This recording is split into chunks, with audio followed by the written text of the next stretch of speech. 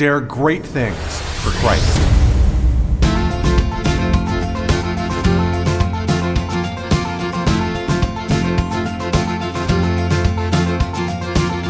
Christ calls us to dare great things.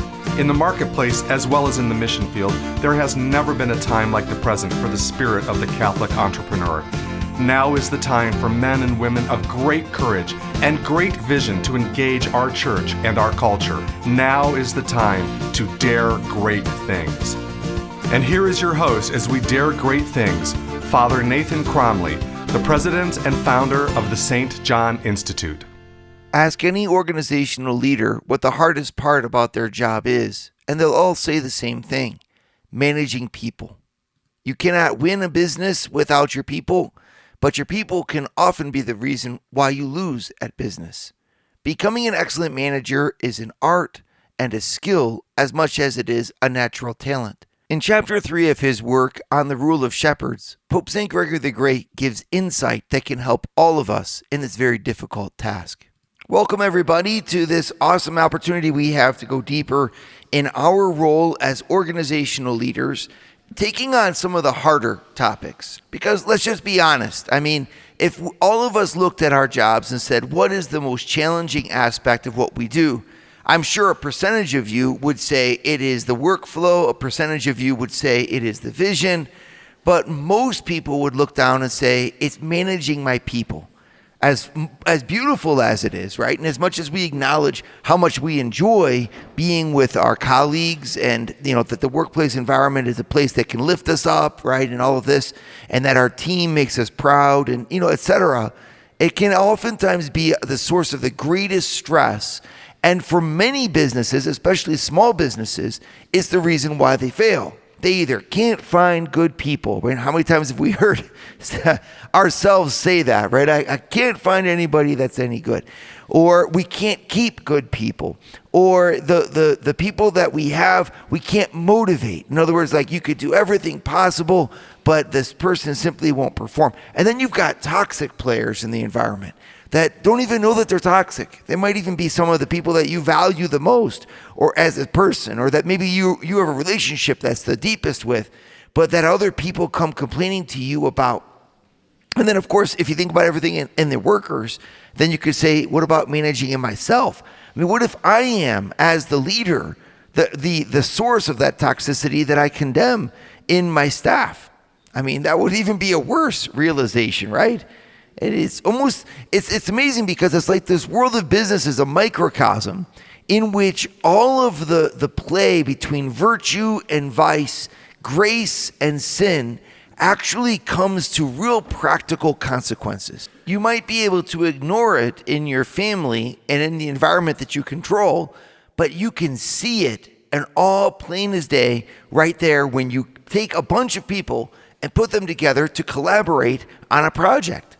It's amazing the temperaments that come to play, the strengths that come to play, but also the way that each person carries themselves, even at a spiritual level, comes to play and impacts the people around them.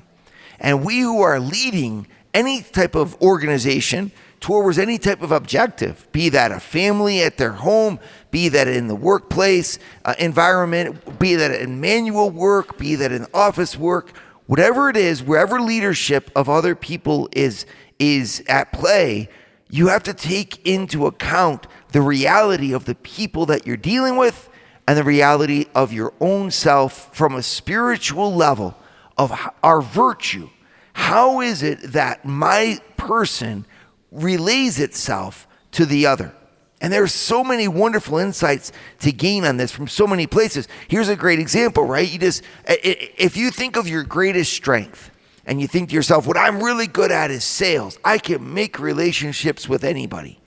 Usually there's a flip side to that, for example. And yes, you're great at making relationships, but you're not always great at following through on the details necessary to make sure that every T is crossed and I is dotted so that sale comes home effectively and translates itself effectively into services rendered.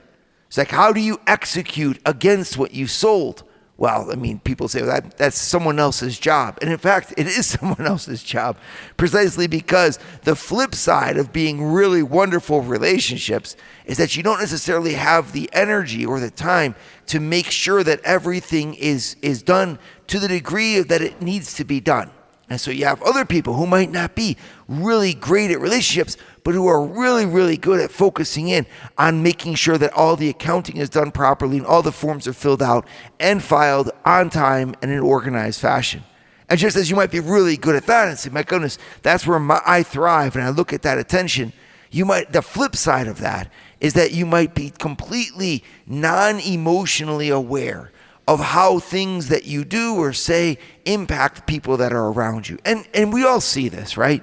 You can't have every aspect of leadership that you need under your belt. Not even the saints had that. Even you had saints that were really great at leading reforms.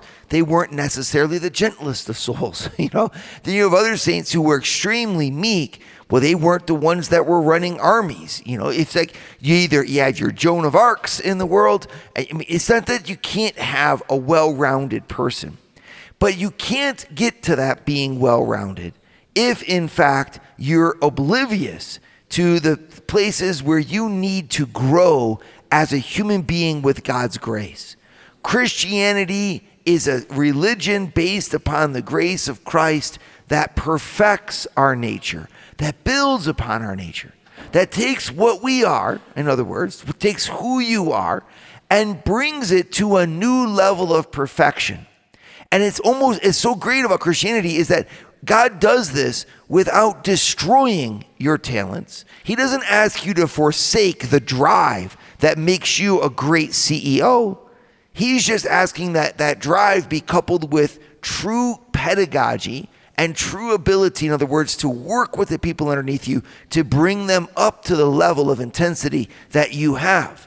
If you have just drive and you don't have that connective force of emotional intelligence to help someone else step into that drive, your leadership will be mitigated. You will not have the impact that you could have and that Christ wants you to have on this earth. He doesn't want you just to lead a company, everybody. He wants you to lead the people in the company. And if you're leading the people in the company, that's the work of grace. It requires incredible sanctity, holiness, well-roundedness, virtue, being able to build yourself out correctly. But it doesn't mean destroying the masterpiece that God made you. And that might mean that, yes, you might not be able to be both this and that, but at the same time, you can understand, empathize, and collaborate correctly with all the different types of people that are around you. And that's the real key. It's not to say that I, who am a bookworm and therefore am in the library, am somehow, inefficient. It's like the library needs to be taken care of. I mean, can you imagine a world with no accountants, no librarians, no IT people? I mean, it'd be a terrible world. The thing wouldn't work. Not only wouldn't it work, but it would work poorly. The beauty of the care of God to the things that are of detail and to making sure everything is in fact in its right place is an image of God, and it's an act of leadership over this world. It's just that, if I am aware that by doing that, I have to also admire and give respect to those who are driving things forward and creating the messes that I have to clean up. Then I'll be able to actually collaborate with that person correctly. I'm thinking of that funny statement someone once said, yes, visionary leaders, they live the dream, and everyone underneath them has to live the nightmare. But I think we get the point here. And the beautiful thing about Christ is he's called you into this act of leadership to stretch you. To say, we're going to build with my grace upon the greatness that you have inside. But we're not going to leave you there. We're going to perfect it by bringing all that greatness to its true virtue, which can collaborate well with one another. And then we're true leaders. Would you like to hear more from Father Nathan? Join the St. John Leadership Network and receive a 2-minute glance at the gospel every Sunday morning right to your phone. To learn more, go to www.stjohnleadershipnetwork.org/member and join for free today. So how do I become a better manager? How do I manage my people better? And of course, we're thinking of this in the world of business, and it can be applied at the same time, of course, in our home lives as well, because what we see in business, remember, are somebody's children, right? My colleague was reared in somebody's family, right? So like this is all an expression in the world of business of the life of the family, which is the fundamental cell of our society. Well, how do I do it? We know we can rise, we can fall if we do this well, or if we don't. Well, so let's do it well. Pope St. Gregory the Great was this amazing figure in the 6th century. He was the Pope there in Italy of the Catholic Church. He was also a bishop. He was an abbot, and he was an expert on the human person. He really understood what makes people tick. And you're going to be able to see this when you read his awesome book on the rule of shepherds. This is actually going to be focusing in this seminar on book 3. I wanted to just take a brief series, but look at some of his amazing insights as a leader of people.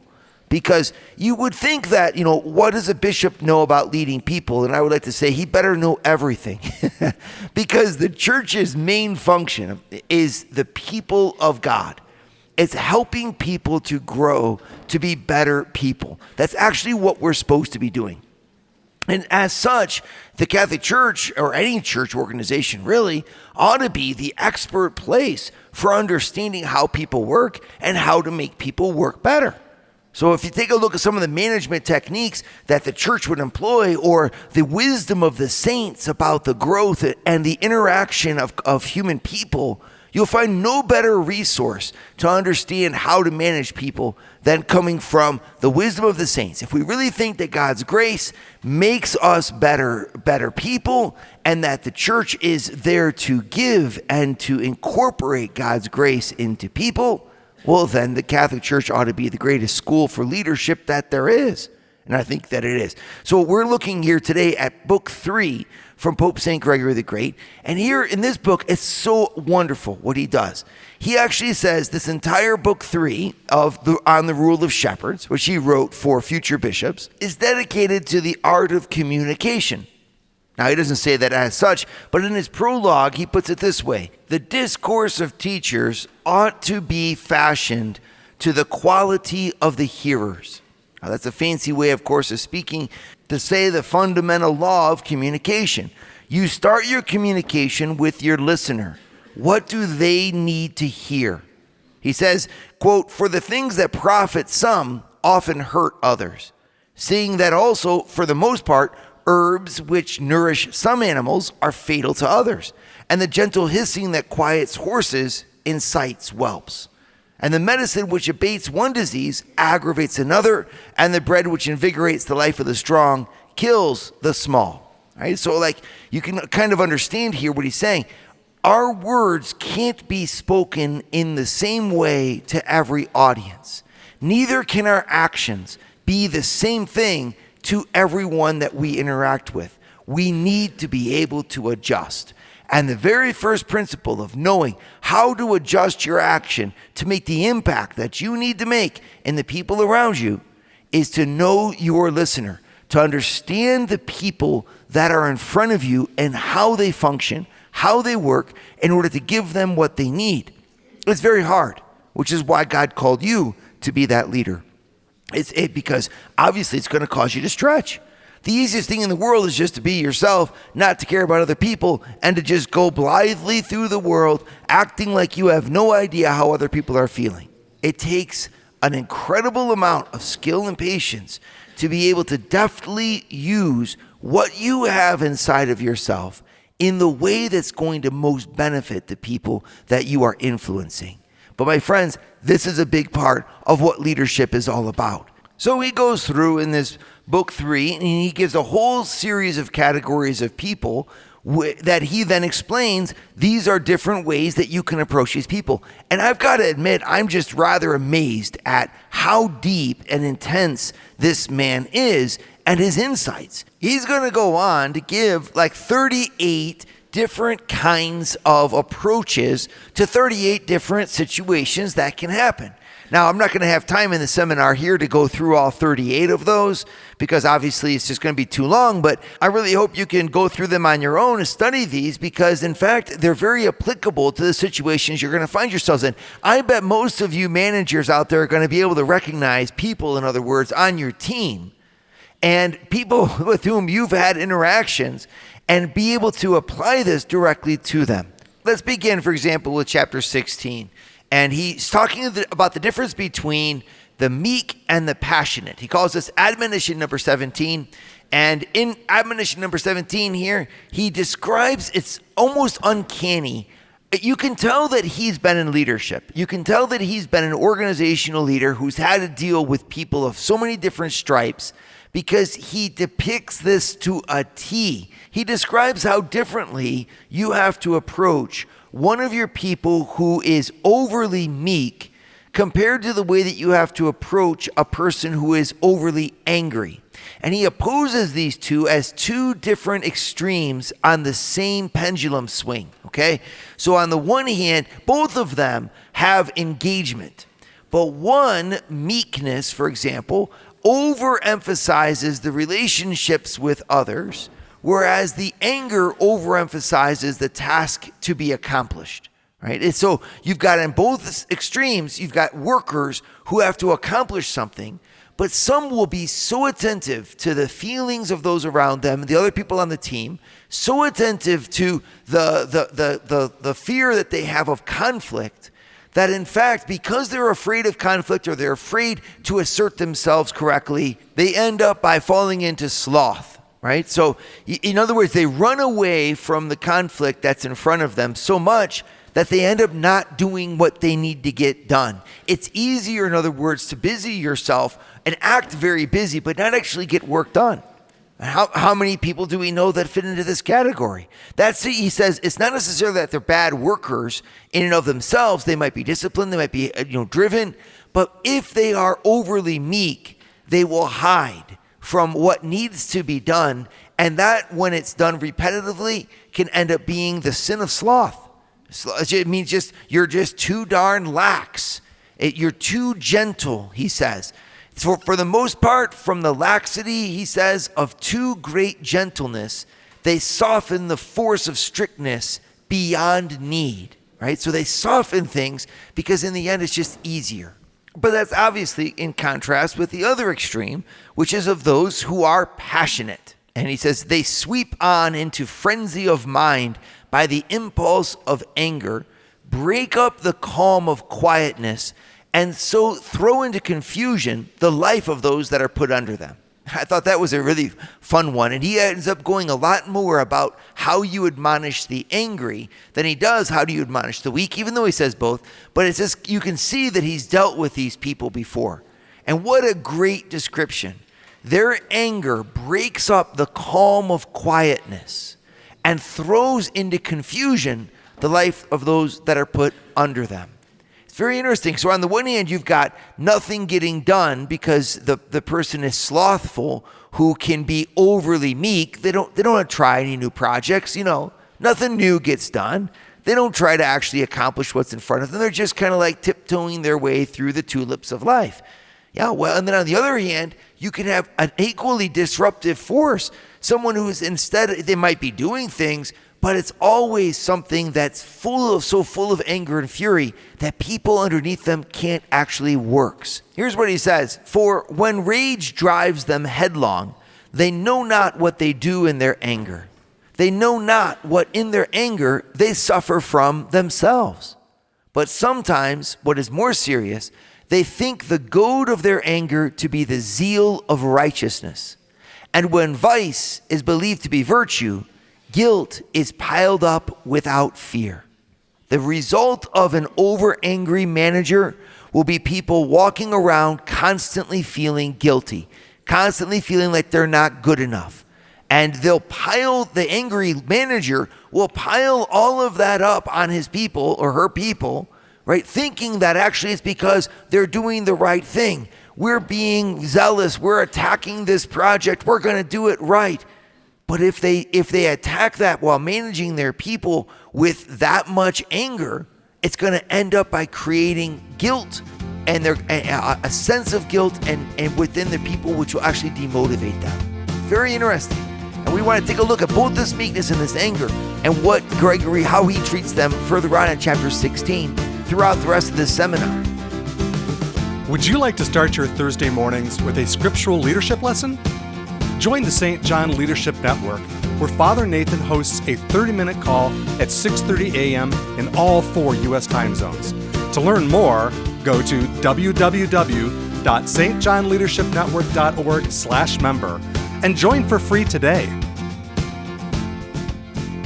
So once again, we're looking here at how Pope Gregory the Great tries to analyze what's at the heart of broken collaboration and what we as true leaders are supposed to do about it. And he starts by describing this situation where you could have folks that are either lacking in that drive, right? That comes from a good sense of anger, right? A fire in their belly. And then you've got people that are just have way too much fire in their old belly, right? And because of that, they end up creating a spirit of guilt, a spirit of fear. And, on the other hand, the meek end up getting nothing done and no one really wanting to follow them anyway. And both of them are extremes that we have to avoid. He goes on, he says, this is why the Holy Spirit has been manifested to us in a dove and in fire, because the passionate are to be admonished that the zeal which they think they have it needs meekness, and the meek are to be admonished that they need the zeal of righteousness. Both need each other, in other words, and we who are the leaders of people like this need to find the way to help the meek to actually become more zealous and help the angry to actually become more meek. So how do we do that? Well, first of all, the easy one. He talks about the meekness and says that meekness, of course, is not a bad thing. It's good to have people that are gentle. It's good to have people that, actually care about the emotions of those who are around them. It's good to have people that don't want to disturb things. Obviously, conflict is not the goal here, and it sure is nice when you find people who are not conflictual. So what can we do to help them to become more assertive? And he says, you need to add to meekness solicitude, right? So to help the meek become actually more caring about the details that will be lost by if they are overly meek. If they don't assert themselves, what are the consequences that will happen? Do you really care about those consequences? By caring, the meek person is brought without losing that beautiful, gentle understanding that can be so useful in the workplace and so helpful for a team to gel, but they'll be able to add to it if they add caring or solicitude to their tasks. They'll be able to get the drive that they need to actually move forward, even when it's easier just to let things go. Now, on the other hand, what do you do with the angry person? Well, here he quotes 2 Timothy 4:2 and Titus 2:15, 2 words of the Bible, where he says, listen, Timothy, reprove, entreat, and rebuke with long suffering and doctrine. And then he emphasizes that St. Paul says with long suffering, because Timothy already has the fire in his belly. He's already doing a good job, but he needs to have that temperance to pull himself back, to be patient with the people that are around him so that he doesn't just cause strife all the time. And so it's neat. Assert yourselves, in other words. It's not wrong to be assertive. It's not wrong to be direct. It's not wrong to be strong. Obviously, we need all of that. Just like it's not wrong to be emotionally intelligent, in tune with conflict, and not wanting to disturb the waters. It's not that either one of them are wrong. It's that you have to combine them together in order to get a really effective working environment. So what do you do specifically when folks suffer really from anger in your environment? Or if you yourself are somebody who people tell is an angry boss? Number one, be very careful of it, because it will not motivate effectively the people that are around you. Anger needs to be used sparingly, says Pope Gregory the Great. It's a very powerful tool. It can be effective in certain environments, but it has to be tempered, because otherwise you will build up fear and build up guilt in everyone that works for you, and you might not even realize it. But so be careful how much you use anger. Now, anger doesn't just mean a corrective force about what people are doing. By anger, he's actually speaking of this fire of drive. And the drive to perfection can actually drive your people away. It sounds like it's righteous. And sometimes you can even have employees that are that way. And they'll tell you, I am tough and I demand accountability because the job needs to be done right. You're like, well, correct. But if you're not emotionally intelligent enough, you will actually be turning everyone who's supposed to be collaborating with you away. And that's actually not going to be what we need in order to build the team. You might be angry, but your anger is misplaced. So he says you got to be careful. When someone is expressing the steeps of rage, you need to, in fact, sometimes let the rage play out and not say anything, except remain extremely calm. He says the way to fight someone who's angry is to say things that are exact, that are blunt, but that are calm, so that the person, in a sense, doesn't get their rage fed into. They don't even know what they're talking about, but instead finds that the ground that they're standing on is shaking out from underneath them. You have to be strategic. Sometimes he says raising your voice if that's what's needed, because otherwise they'll think you're afraid. But in the end, undoing the anger of the person in front of you by taking the cause of their fury away from them. And this is a great, of course, management technique and a great encouragement for everybody who's on our teams that we manage. Not to allow yourselves to be dominated by the angry, but at the same time, not to think that we could make the world go by without them. We need to channel that anger correctly, not into fury that's disproportionate, but into a real drive to get things done together. If you're really that passionate about the job to do, then you realize that the most effective, efficient, and pleasant way to get it done is by doing it with your team. And that's something we can all get behind.